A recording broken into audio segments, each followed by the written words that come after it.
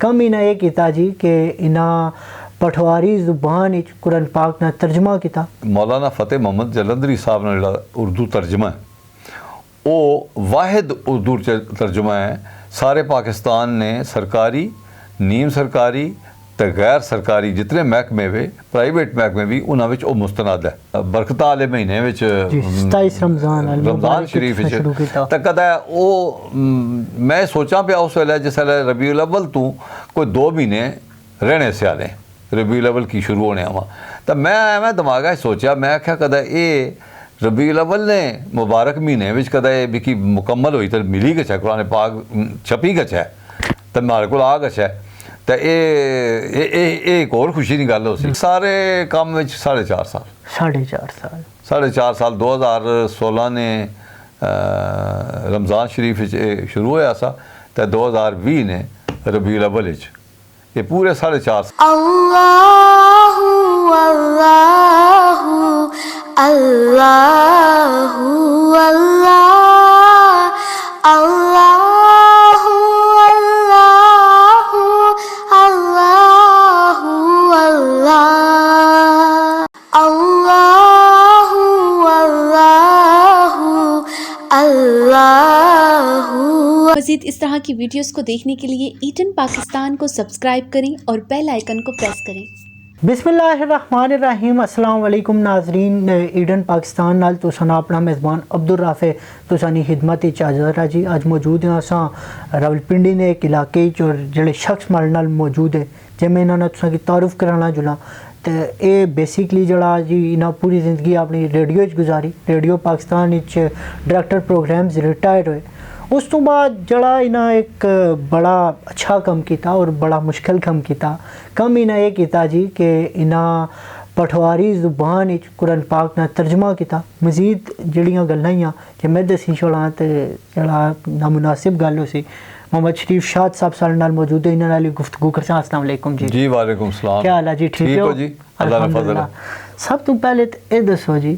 कि 27 रमज़ानुल मुबारक के तुसां शुरू किया जी ये कम माशाअल्लाह कुरान पाक ना जड़ा तुसां तर्जमा किया पठवारी जुबान 114 जुबान इलाकाई जुबान ऑलरेडी कुरान पाक ना तर्जमा 115 माशाअल्लाह तुसां किया तो ये रमज़ान शुरू करने ना ख्याल किस तरह आया? ये इस तरह है जी राफे साहब के मैं समझना वा कि इंसान तो कुछ पता नहीं क्या सोचना लेकिन जी सोच ही है ना वो अल्लाह पाक जहन च पाना बंदे ने तो ये जिसले मारे दिमाग अल्लाह पाक ये गल बाई पर मिकी कुरान पाक ना तर्जमा करना चाहिए ना वा ऐसी जुबान है जी एक हमारी मादरी जुबान ही है तो दुआ है कि इस तो पहलू इसने भी तर्जमा को नहीं होया वा तो फिर मैं ये सोचा कि अगर मैं वाकई करना ही है तो फिर मैं किया ना कोई नेक महीने तो सारे ही चंगे वे अल्लाह पाक के महीने वे सारे लेकिन ऐसा महीना जोड़ा बाकी महीनों नालों जिस तरह ज़्यादा दर्जा वा रमज़ान शरीफ ना मैं उसने विच क्यों ना शुरू करा तो मैं फिर 27 रमज़ान मुबारक 2016 में मैं एक काम शुरू किया। माशाअल्लाह जी। अच्छा हुण ये गल अंकल दसो कि तुसां जिस टाइम शुरू किया तो इसने जोड़े मराइल से ये कैसे देखो ना सब तो पहलू तो ये सा कि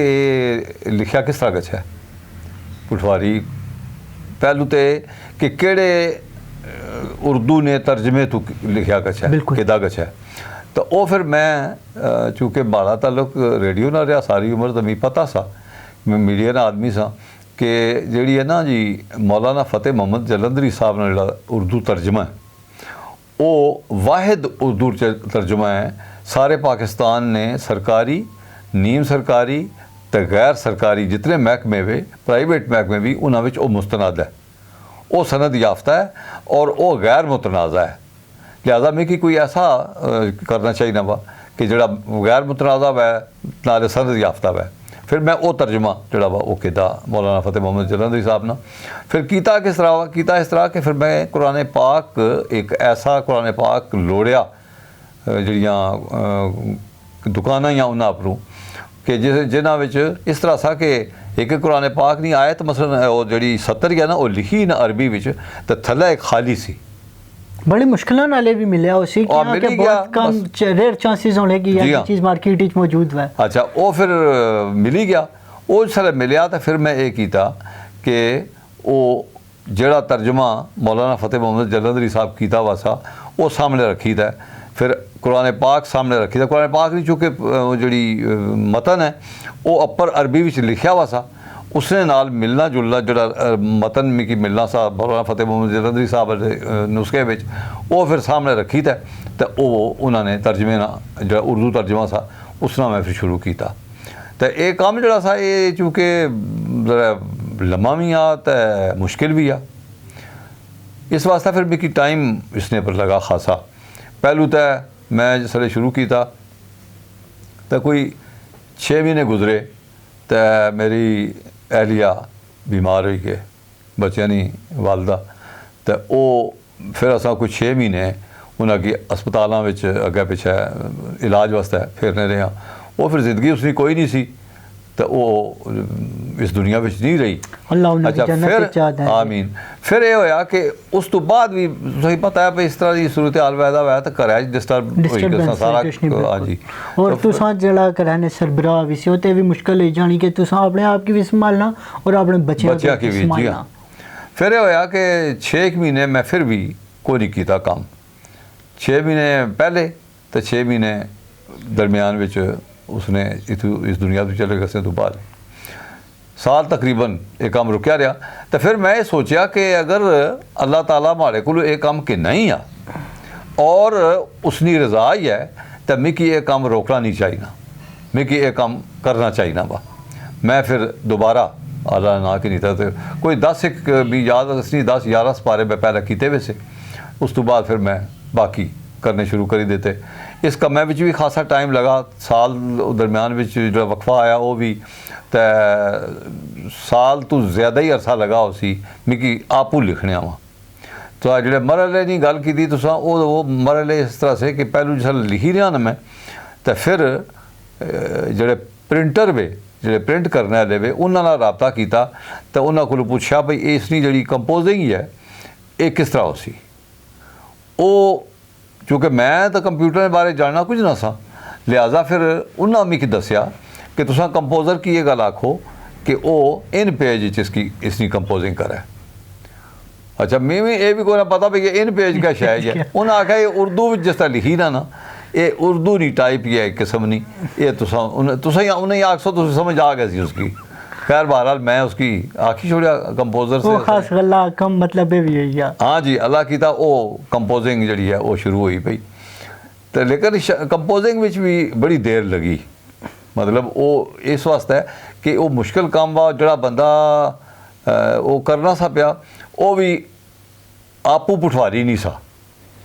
वो भी मंडी बहादुरी ने रहने वाले पंजाब ने रहने वाले से लेकिन माड़ियाँ 2 किताबा उन्होंने इस तो पहलू पठवारी नहीं कंपोज की उस बेचारे ने तो पूरी लगी गशनी हो जी हाँ लेकिन खैर बहरहाल उस बड़ी मेहनत की थी उस बंदे बड़ी मेहनत की थी और लगे ही रहे इस कमे में भी कोई माड़ा ख्याल है कोई 1.25 साल तकरीबन कंपोजिंग ही लगी गया इस वास्ते कि कंपोजिंग खाली कंपोजिंग नहीं होनी सी ना वो कंपोजिंग करी तो मिकी भेजने से मसले 1 सपारा तो फिर मैं उसकी पढ़ना सा फिर मैं प्रूफ रीडिंग करना सा उसकी गलतियाँ करना सा फिर वो वापस करना सा मैं फिर वो दोबारा मिगी ठीक करी तो उसकी भेजने से तो इस तरह भी टाइम लगा 4-5 बारी 1 सपारा घसना पिया फिर वापस हसना पिया फिर घसना पिया फिर वापस हसना पिया तो इस कमे भी टाइम लगा 30 सपारिया का मामला सा तो वो फिर करने अल्लाह किया कि वो ये हो गया लेकिन फिर इस तो अगला जो काम सा वो होर बड़ा लम्मा सा और मुश्किल भी सा वो फिर मैं उन्हें आख्या मैं आख्या कंपोज तो हो गया वा हुण क्या हो सी उन्हें आख्या जी हुण इसकी आखने डिजाइनिंग अच्छा हुण तुसा डिजाइन करा सो ये तुसा की पता सा कि डिजाइन किसकी आहे अच्छा मैं भी कोई नहीं सा पता मैं भी नहीं सा पता लेकिन मिकी उन्हें ये समझाया भाई डिजाइनिंग का मतलब है या भाई जिस हालत विच कुरान पाक होना अपर सतर होनी जी अरबी में तो थैला तर्जमा होना इसकी डिजाइनिंग आखने वो फिर मैं एक डिजाइनर असा लाहौर लोड़िया इतना तो कि कोई सही ना डिजाइनर लभना सा ना प्रिंटर इतना कोई थिया वा तो खैर बहरहाल उत्थे एक डिजाइनर लोड़िया उस डिजाइनर बड़ी मेहरबानी की थी उसने डिजाइनिंग करना शुरू कर दी थी और वो डिजाइनिंग जी है वो भी बड़ी कमाल ना काम सा मसला राती वो करना सा डिजाइनिंग ਉਹ ਅੱਧਾ ਸਪਾਰਾ ਰਾਤੀ ਮਿਸਾਲ ਦੇ ਤੌਰ ਤੇ ਉਹਨਾਂ ਡਿਜ਼ਾਈਨ ਕੀਤਾ ਨਾ, ਲਿਖਿਆ, ਤੇ ਉਹ ਫਜਰੀ ਸਵੇਲਾ मिकी वो नमाजा ने वेला वो व्हाट्सएप करी छोड़ना सा मारे मोबाइल पर, वो फिर दिहाड़ी में बेहता है तो उसने जो गलतियाँ करना सा वो गलतियाँ करना रहा, फिर गलतियाँ कढ़ी तो शामी एक लिस्ट बनाई कि ऐस जाई फलानी फलानी फलानी फलानी फलानी फलानी गलती है। अच्छा, मतलब लिखा जिस टाइम तुसा, हाँ जी, उस टाइम तो किन्नी प्रिंट होने तक तुसा लगातार मेहनत करने रहे? जी हाँ, इससे कम मैं लगा रहा, और कोई काम मैं किया ही नहीं, मैं इ'यै कम करना रहा हूँ। ये होर कम आह्ले पास्से तुसां गच्छो ना तो फिर वो गल बननी नहीं। ये भी तो खोजी अल्लाह पाक तुसां की चुनिया इस कम में मारे, ये भी अल्लाह ने बड़ी मेहरबानी ये उसकी करम नवाजी है, ये उसने ही ये है कि उस भी की तौफीक दी तो फिर ये होया कि जिस तरह डिजाइनिंग होई रही ना तो फिर मिगी उन्हें आख्या कि हुण डिजाइनिंग तो होएगी भी, लेकिन हुण अगला काम जिहड़ा वा वो इसकी छपवाना वा, छापना वा, और उसने वास्ते तुसां की कागज़ सिलेक्ट करने वास्ते है, और बाकी गत्ता और कपड़ा और टाइटल सामने वाला, सामने बाहर वाला, फिर अंदर क्या क्या हो सी, इस वास्ते तुसां की लाहौर हसना पैसी। वो फिर मैं एक बार एक दिहाड़े मैं लाहौर चला गया, फिर लाहौर गया, उत्थे फिर उन्होंने डिज़ाइनर नाल भी वो जो सारे दोस्त से एक जफर साहब जेड़े सारा काम कराने से पे उत्थे सुपरविजन करने से पे उन्होंने नाल भी बही तै, तो फिर कागज़ सिलेक्ट किया, फिर गत्ता केड़ा हो सी, फिर कपड़ा उसने पर केड़ा चढ़ सी, केड़े रंगा ना हो सी, वो फिर 4 रंग सिलेक्ट किए कि 4 रंगा ने कपड़े हो सन इसने पर, फिर अब सामने वाला टाइटल किस तरह बन सी, फिर अंदर क्या क्या लिखना हो सी, फिर पिछले पासे सूरतां दी लिस्ट हो सी, फिर उत्थे जेड़े प्रूफ रीडर वे उन्होंने सरकारी प्रूफ रीडर होने, उन्होंने फिर दस्खत होने, वो बाकायदा सर्टिफिकेट देने कि असां ये पढ़िया तो ये इसने विच कोई गलती नहीं या ये दुरुस्त वा। तो वो सारा कुछ ये सारा करना ऐसा, फिर मैं लाहौर गया तो लाहौर करी तो ये तो फिर वापस आ गया। लेकिन जड़ी खुशी वाली गल है हमारे वास्ते वो यही है कि ये सारा काम तो होना सा पिया, तो मैं ये सोचा एवं अपने दिमाग कि ये काम मैं शुरू किया सा बरकत वाले महीने विच, 27 रमज़ान शरीफ तो कदा वो मैं सोचा पिया उस वेले जिस वेले रबीउल अव्वल तू कोई 2 महीने रहने से आने रबीउल अव्वल की शुरू होने आवा, तो मैं एवं दिमाग सोचा, मैं आख्या कदा ये रबीउल अव्वल ने मुबारक महीने विच कदा ये भी मुकम्मल हुई तो मिली गच है, कुरान पाक छपी गच है तो मारे को आ गच है, तो ये एक और खुशी की गल हो सी। तो वो अल्लाह ताला ऐसा काम किया कि मैं उन्हें की आखना दिया कि यार कोशिश करो भी ये होई गच है, तो उन्होंने भी मेहरबानी, उन्होंने भी अपना जोर लाई रखा, वो भी लगे रहे। आखिर फिर ये होया कि जिस दिन 11 रबीउल अव्वल सी तो शामी 12 रबीउल अव्वल शुरू होनी सी, तो मिगी इत्थों टेलीफोन आया एक जाई तू पिंडियों कि जी तुसां किन्नियां बिल्टियां आई हैं, समान आया वा, तो तुसां अपना घर दसो जे वो तुसां की घर पहुँचाई है। तो तुसां हैरान हो सो कि वो जिस दिहाड़े 12 रबीउल अव्वल शाम शुरू होनी सी पई, उस दिहाड़े वो 480 नुस्खियां जी पहली किस्त है वो हमारे घर आ रही। हुण हिसाब लाओ इस तो ज़्यादा और क्या रहमत और बरकत जेड़ी तुसां अंदरों दिला भी सोच रहे हो वो पूरी होई गई है, तो तुसें तो खुशी होनी, खुशी तो ना तो कोई अंदाज़ा नहीं हो सकना। बिल्कुल। अच्छा जी, ये जड़ा तुसां कम किया माशाअल्लाह, अल्लाह पाक बहुत घट लोग इस कम में मारिया चुनने, ये काफ़ी ज़्यादा मुश्किल कम सा किया कि अल्लाह पाक ना अपना कलाम आए सी जड़ी गलती इंसान करने नहीं सोची भी नहीं सोची सकना। तो सब तो मुश्किल काम जड़ा सा इस सारे अमल वो केड़ा था? सब तो मुश्किल काम ये मैं तुसें दस्या कि ये प्रूफ रीडिंग है कि तुसां एक लफ्ज़ सोची तै, एक लफ्ज़ सामने रखी तै, तो टैली करी तै कि ये लफ्ज़ जड़ा वा इत्थै उर्दू विच ए वा, तो पठवारी विच मैं ये लिखिया वा, तो उस तो बाद सारे कंपोज होई तो आया तो क्या इ'यै लिखिया वा, फिर डिज़ाइन होई तो आया तो क्या इ'यै लिखिया वा। हुण मसलन डिज़ाइन च बड़े मामूली गलतियां सियां, लेकिन गलतियां मौजूद सियां। मिसाल के तौर पर मैं लिखा वा तय तो ये तय, तो वो उस लिखने वाले डिज़ाइन करने वाले कोलों एक नून ना नुकता पिया, दुआ नहीं पिया तो नहीं बनी गया। वो नीयत नहीं हमेशा ही ना चारा नहीं ज़बान भी नहीं सी ना हाँ जी। वो भी मिसाइल से हाँ ये मिसाल से नाले वो जिसले डिज़ाइन करना ना तो वो इस तरह होना कि मिसाल के तौर पर करने लफ्ज़ है ना फ़र्ज़ करो तो वो जिसले डिज़ाइन करने होने तो उन्होंने अपने हिसाबे विच काफरे कर अपनी लेना चाह के सा नूनिया नहीं थल्ले चला गया अल्लाह चला कृष्णा वो फिर मैं वो चेक किया भाई ये या अपर होना चाहिए ना या बुन होना चाहिए ना करने पूरा लफ्ज़ होना चाहिए ना तो इस तरह ने मसाइल में ज़्यादा टाइम भी लगा तो ज़्यादा मुश्किल भी पेश आई। तकरीबन कितना टाइम लगा इस सारे अमल की? इस सारे काम में 4.5 साल 4.5 साल 2016 ने रमज़ान शरीफ शुरू होया सा तो 2020 ने रबीउल अव्वल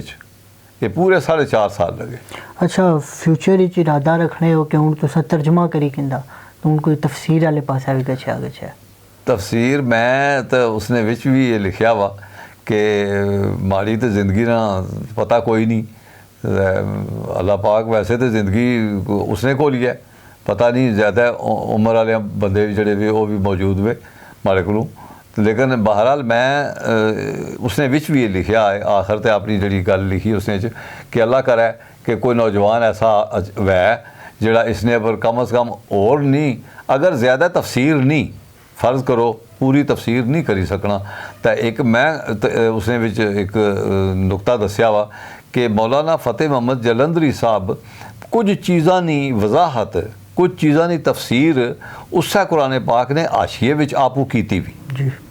अच्छा मैं आखना कि यार वो जड़ी तफसीर जड़ी कुछ चीज़ां नहीं कुछ लफ्ज़ां नहीं कुछ फिक्रियां नहीं कुछ आयतां नहीं जड़ी तफसीर आशिए विच होई भी ना कम अज़ कम कोई नवा साथी नौजवान को पटवारी वाला अच्छा तो वही करी छोड़ा है कम अज़ कम इतनी तफसीर होई गया सी बहुत बड़ा इलाका जी हिता पटवार और पढ़े लिखे होर तो बहुत है नौजवान है बड़े जड़ा हर शोबे च अपना नाम ना जड़ा बनाया तो बहुत शुक्रिया जी मोहम्मद शरीफ साहब। नाजरीन तुसा सुनता मोहम्मद शरीफ साहब की जिन्ना पटवारी ज़बानी च माशाअल्लाह जड़ा कुरान पाक ने तर्जमा किया। उम्मीद करना कि तुसा की अज नी वीडियो पसंद आई उसी इंशाल्लाह एक नवे मुकाम पर एक नवे गैस नाल एक नवे टॉपिक नाल तुसा नी खिदमत दोबारा तू हाजिर हो तब तक अल्लाह ने के बाद।